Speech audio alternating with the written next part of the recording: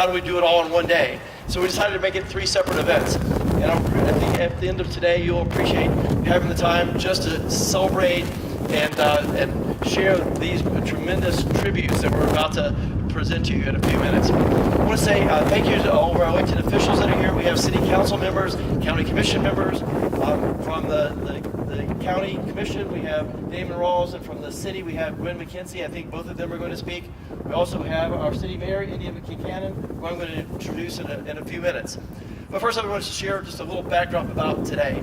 So, I've been to 45 Major League Baseball stadiums. I've been to stadiums all across the country, every one of the Major League Baseball stadiums. And a few days ago, I was able to walk our stadium and look at it from different points of view. And I can tell you, maybe I'm a little biased, but I think that we have the best view of baseball of any stadium in the country. Yeah. So again, a little biased, but it's just it's amazing. I can't wait for everybody on April 15th to be able to enjoy the views. But this is not just a baseball stadium. We're also going to be playing 20 soccer games for the men's team, Knox, and 10 games from the women. We're also going to be having all kinds of other sporting events, high school baseball and college baseball and other athletic events. But it's not just a sporting event venue. We're also going to be having music concerts, and we're going to have farmers markets and Christmas light shows during the wintertime. We're going to have in our event space weddings and all kinds of other types of events. But most importantly, why we're here today, it's not just a place for events, it's also a place to celebrate our community. It's a place to connect our city together. As we've talked many times in the past with many of you, when we built James White Parkway, it felt like it separated downtown Knoxville from East Knoxville. This stadium is meant to be a connection between that part of our city and bringing our city together again. And we couldn't do it without also recognizing the great history that is from this community. A big part of East Knoxville has been about baseball. And one of the things that we're going to be celebrating here in Giants Plaza is some of the great legends of Giants baseball. But fortunately for you, we've got Renee Kessler who will be coming up later and sharing with you more about that great history in more detail. But for now, I'll just say thank you for being here, and I'm honored to introduce one of my great partners in getting this stadium built, Mayor Kincannon. I'll just say a word. We can just share more next week, but she's a can-do mayor. Might be surprised, but over the last 4 years, we've had dozens of obstacles that we had to overcome. We had crisis meetings where we all come together, and the mayor would always walk in, okay, we're going to solve this, let's figure it out. She's been a great partner through this project, and I'm so happy that you're here with us today. Thank you. Woo!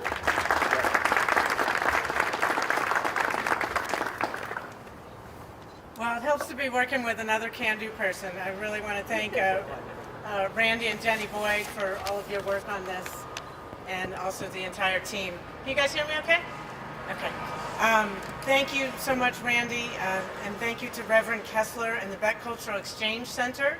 The creation of these statues, which we're celebrating and unveiling soon in a few minutes, these help relive and retell the story of our local African American history. And African American history is Knoxville history. This would not have been possible without the Beck Center's expertise and rich archives. And investing in the stadium, as Randy mentioned, is not just a place for baseball, although we're very excited about the baseball. It's not just a place for soccer. It's not just a place for concerts. It also represents jobs and new economic opportunity for East Knoxville. And we didn't get here by accident.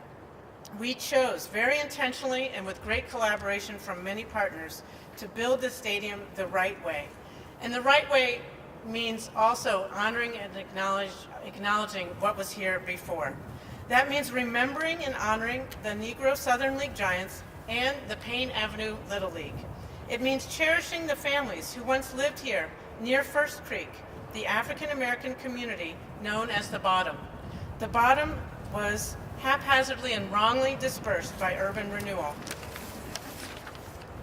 And as we rebuild this area, which a few years ago, was dilapidated and empty, we'll be recreating a wealth and an East Knoxville community that has opportunity and wealth. So these statues will make it so when you come to a trip to this ballpark, you can simultaneously see a baseball game, but also learn and enjoy a cultural celebration. This ballpark and these statues will be one site on the cultural corridor. You can go to Morningside Park and Cal Johnson Park. We're going to reconnect the communities that were broken apart by urban renewal with a 2-mile East Knox Greenway that will connect from Harriet Tubman Park with the Knoxville Botanical Garden, and Covenant Health Park is going to be part of that cultural corridor, thanks to the statues that we're celebrating here today. So thank you again to all the partners, visionaries, and history lovers here today. I'll say it again, Covenant Health Park belongs to the people of Knoxville. Its amenities, such as these statues, are a testament to what we can accomplish when we all work together. So speaking of together, an important part of this team is Knox County. So it's my pleasure to introduce Damon Rawls, 1st District Representative on Knox County Commission. Commissioner Rawls.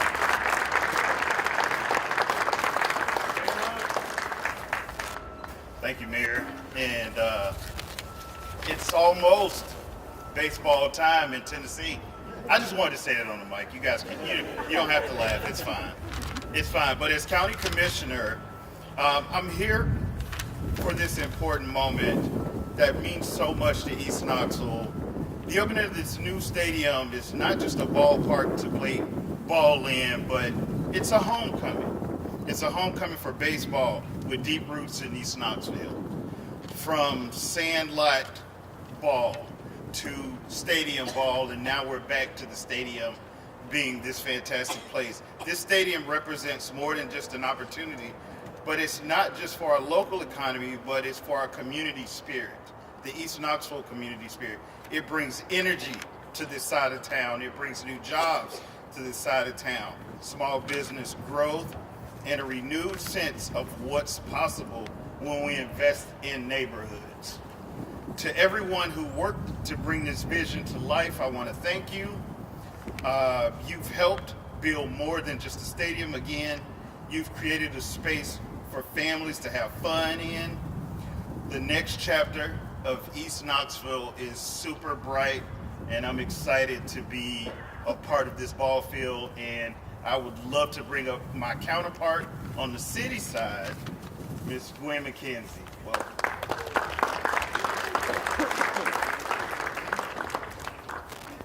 Thank you, Commissioner Rawls. It is a beautiful day in the 6th District, and it's a beautiful day in Knoxville. Would you join me in a round of applause for each person who had a part in making today possible with this stadium?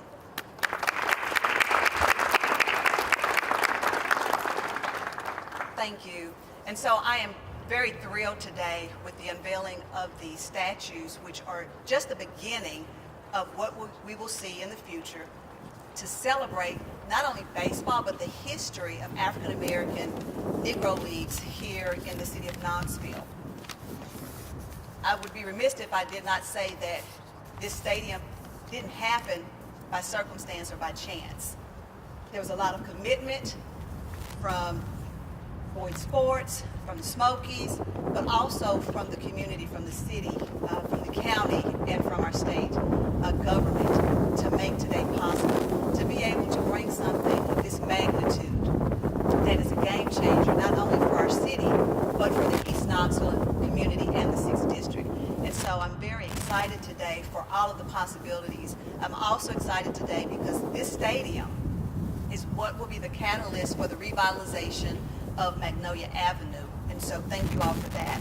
I also want to now introduce Reverend Renee Kessler, President of the Beck Cultural Exchange Center, who is, she's been our unofficial black historian here, but I think maybe we need to change that at some juncture here in our city and our county, for the work that she has done to help preserve African American history here in Knoxville, but particularly as it relates to the stadium project, particularly as it relates to the cultural corridor, that also will be something that will attract people internationally, along with the Delaney House Museum at the Beck Center. She's been an instrumental partner to the Boyd Sports and the Knoxville Smokies in this process to honor the East Knoxville community through these commemorative statues. So before we unveil them, I'd like to bring Reverend Kessler up to share with us more about the people that we are here to honor today. Thank you so much for being here.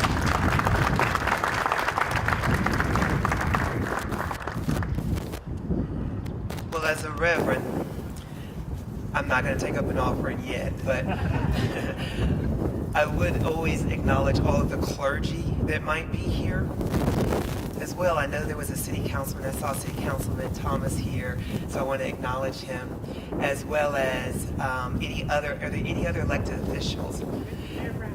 Yeah, I know that one. Just want to make sure. Of course, where did he go? The glasses, sunglasses. Commissioner Jay is also here. Thank you so much, Commissioner Jay. Are there any other elected officials currently? Well, we certainly acknowledge our former mayor, Dan Brown, who is also here. So thank you. And of course, all the clergy. And I was thinking about the remarks I would briefly say when I came here today.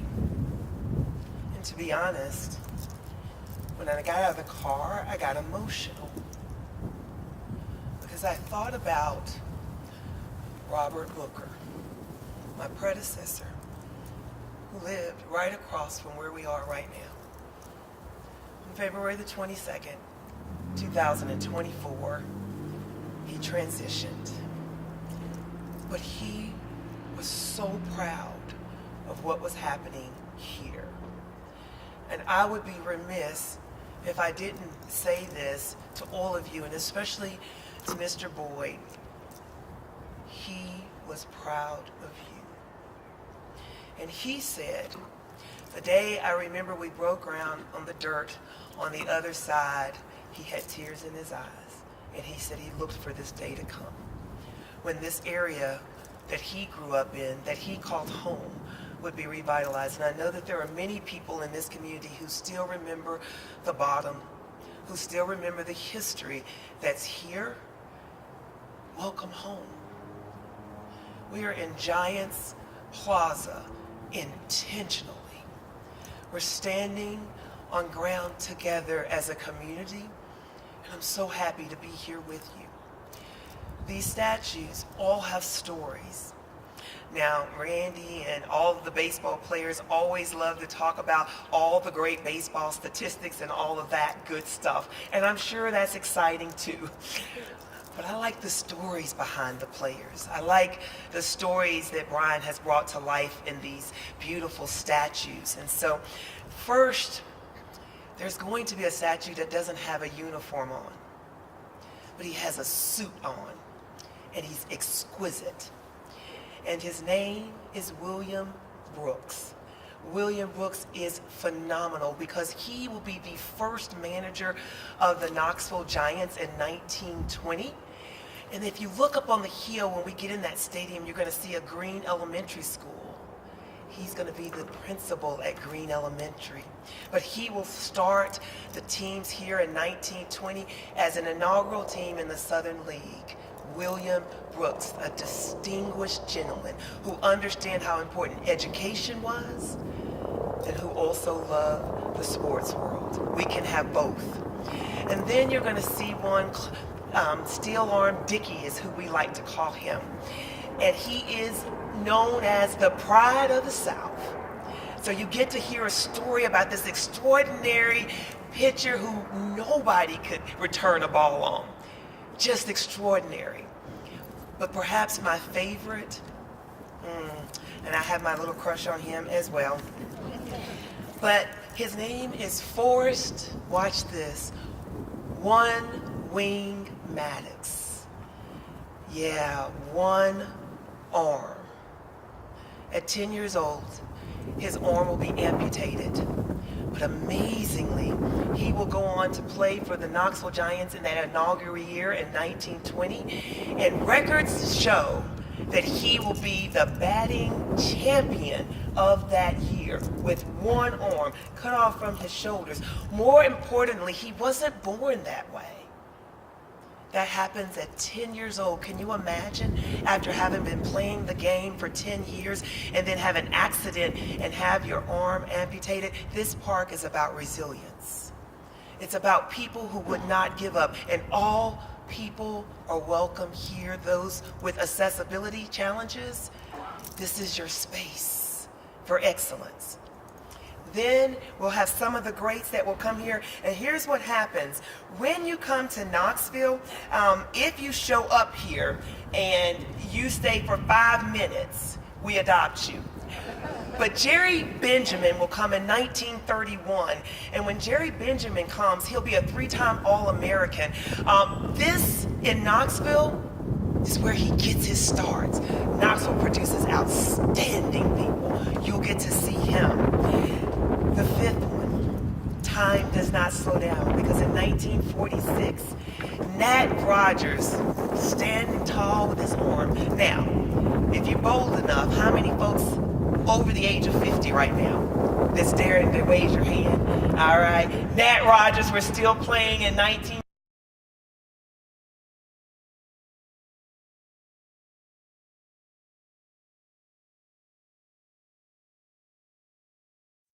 Then you'll get an opportunity to meet one Big Jim Tuggerson. Now here's how we're always connected. Jim Tuggerson will actually integrate the Knoxville Smokies in 1953. How amazing that now we can integrate baseball, and he's a part of our family and a part of the legacy that's right here in this park. He was a Tennessee Smokies before any other African American was. He and his brother Leander, and he'll go on to become a champion and actually help the Tennessee Smokies win the league that year. Pretty exciting championship. And then finally, you get to the final one, and this is perhaps second only to my one-wing Maddox. There were kids. You see distinguished gentlemen, baseball players, but there were children who played baseball.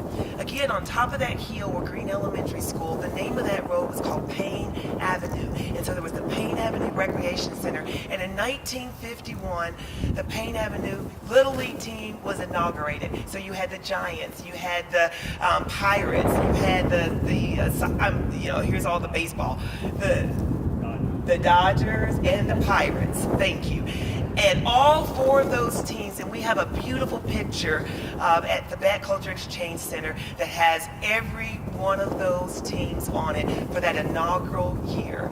Today, you're going to get to see those children also in the park playing baseball with their statues. So everyone is included, and you're welcome here. You're included. This is our baseball stadium, and we could not be more proud. But this is not where it ends. This is just the beginning. So we still have so much work to do, and we are not stopping, because you're going to be able to walk around all over this stadium and see more than just baseball, hear more about history through the usage of a lot of QR codes that we will use, so you can find out more history that's on these statues, and that is also coming. We will be able to walk around a museum, a walk-in museum here in this park, which we're very excited about. So I do want to acknowledge a dear friend of mine who came here from Texas. His name is Dr. Unveil. Dr. Unveil is helping me with the museum. Thank you. Thank you. He is amazing. He's the executive director for the Center for Negro League Baseball Research, and he has more Negro paraphernalia than anyone else in the country other than the National League. So I'm very excited that that the Sports Corporation, the Void, is helping us to partner with him to bring even more. So this is an exciting time. And I don't want to belabor the time because I know I have to go, but here's what I want you to leave with. We kept our word. That we would be good stewards of the history. When people come here, they will not only get to enjoy all the activities that you heard about, they'll get to learn the rich history of East Tennessee. And not only what we're doing at the Bat Culture Exchange Center, but what we're going to be doing for generations to come. So thank you for being here today, but thank you for what's to come. And a big shout out to Doug Kirchhofer, my dear friend over there. I see you, Doug. Thank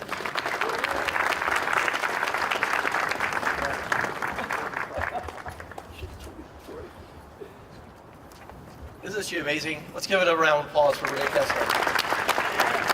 She's such a joy to work with. So I've got a script about the statues that I'm supposed to share, but before I do, just a couple of things. One thing that Renee left out, because I'm a baseball guy and a stats guy, here's my favorite piece of trivia that I've been sharing for like the last 4 years. I'm going to share it with you, and you can test it with your family when you get home. So here's the question.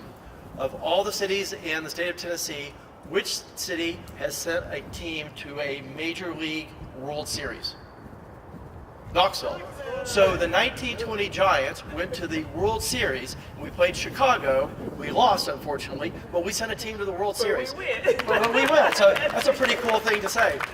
We're going to make Knoxville a baseball city. And then the other thing, as Renee was talking, and later on I'm going to be introducing to you the sculptor, it just reminded me of the process that these statues have gone through. So we actually started working on the concept of the statues prior to starting on breaking ground in the stadium. So this has been a long process. But as you get to examine the statues, notice all the detail. I know we have another historian here who can fact check me on this, but and I'm glad to see our artist Brian and Renee actually are talking and being friendly. But Renee is the backstory that you don't know, but Renee is a stickler. So Brian would send this beautiful artistic rendering of one of these legends, and Renee said, the belt buckle is not right. That's not an authentic belt buckle. You have to redo it. And so this has been going on for a couple of years. So these are very, not only historical, but also very authentic. Well, so I get the honor of announcing the different statues, and we're going to unveil them, just so you know. So we have 4 in Giants Plaza. There are 2 as you go in through the entrance to the stadium. And then on the other side of the stadium is another statue, which I'll mention in a second. So with that, I'm going to call out the name of the statue, and I'm being assured that a sheet will come off the statue as I name them. So first, let me share with you, Jerry Benjamin.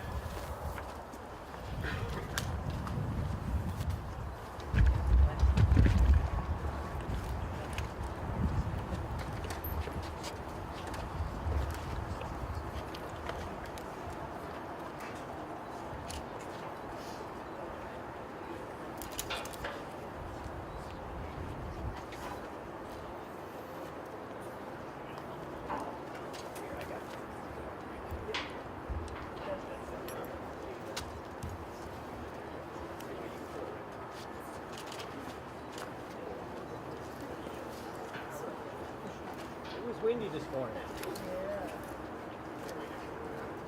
Now you can call me. Gary. There he is.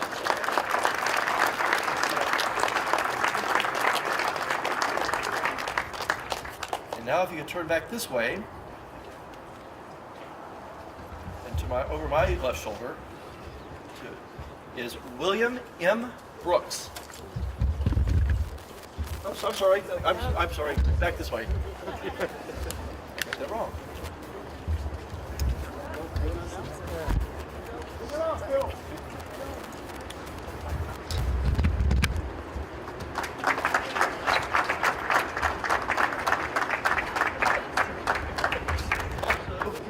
Going to the gate, we'll have big Jim Tuttle to your right.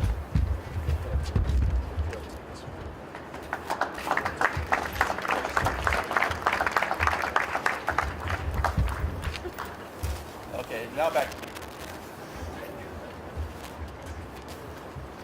And now, to my left, is Forrest One Wing Maddox.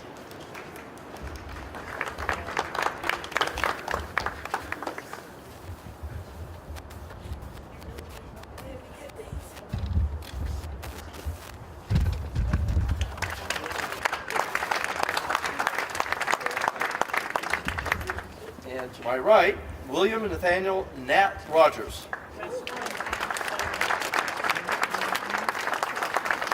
And finally, please take a moment after the ceremony to go to the other end of the stadium, the West Plaza entrance, and we have a statue of the Payne Avenue Little League, 4 Little League players all together. Oh, I'm sorry, and I. Oh, I did. I'm sorry, I missed Claude Stillorm Dickey.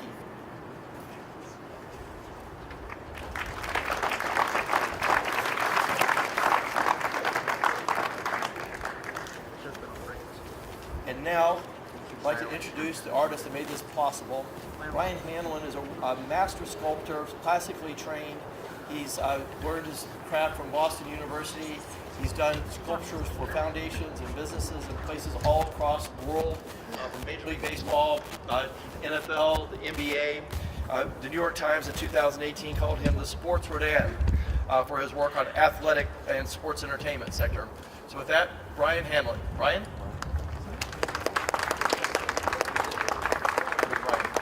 There you are. Thank you so much. It is an absolute honor to be here with you in this beautiful city, Knoxville. Easy living here. That's my best way of. I don't know if the mayor's still here, but this is outstanding city. Randy did call me. I was actually in the Las Vegas airport. I was finishing up sort of a expansion of the Jerry Tarkanian statue I did in that city, which is a fabulous story. We just had the finals last night. I wish Tennessee was in it. That point guard certainly deserved to be in that final. He was amazing. But he called me, and just right off the bat, I was so impressed that it wasn't a secretary or some associate. It was Randy Boyd calling me directly to do this job. It meant a lot. Thank you for doing that. And he then introduced me to Doug, who is one of the most dignified, honorable gentlemen I've met in my professional path, and I really appreciate meeting you. And then Doug introduced me to the Rev, and Renee and we had the dream team. And Renee became the Pat Summitt of the team. She was the coach. If I'm not pushed, we're not going to get beauty, you know. And I appreciate you. Thank you. I really mean that.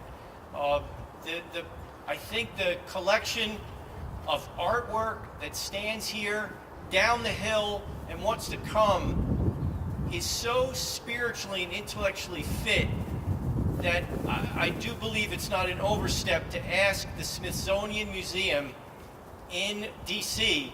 to give us a plaque recognizing the largest collection of African American athletes and civic statues in the country.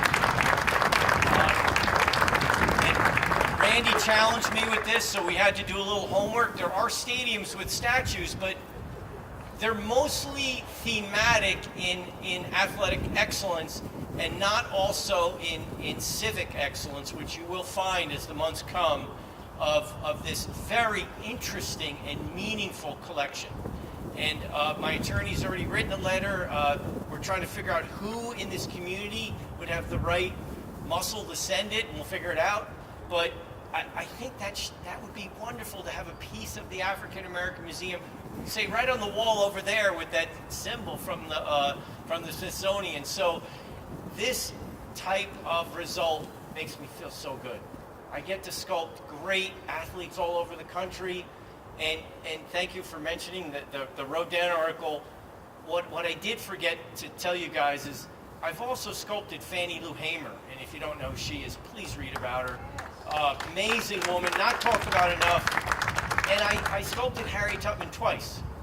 Once in her hometown, which is Auburn, New York. She's actually from up there. And then once at some little building called the CIA complex. It's in Langley. I don't know if you've ever heard of that place. Her spy techniques are still taught today to rookies at the CIA.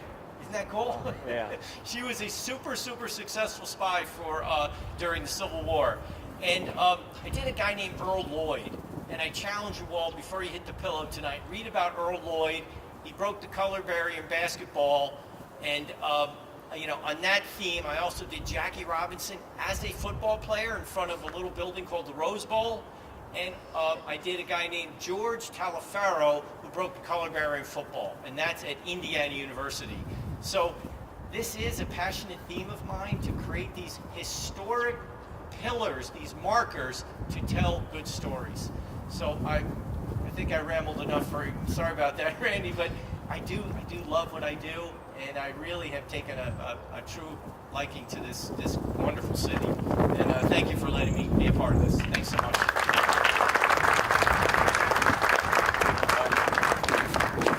Thank you, Brian, for your artistry and your passion and love for our city. So we're going to conclude.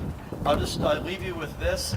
You'll see Renee and Brian and me back here again sometime this summer because we're about halfway through our statues that provide tribute to this community. So I'll just leave you with that teaser.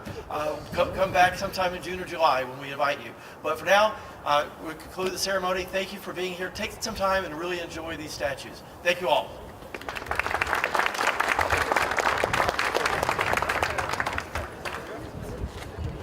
If I could have our speakers come back to the front, please, for a photo. All of our speakers.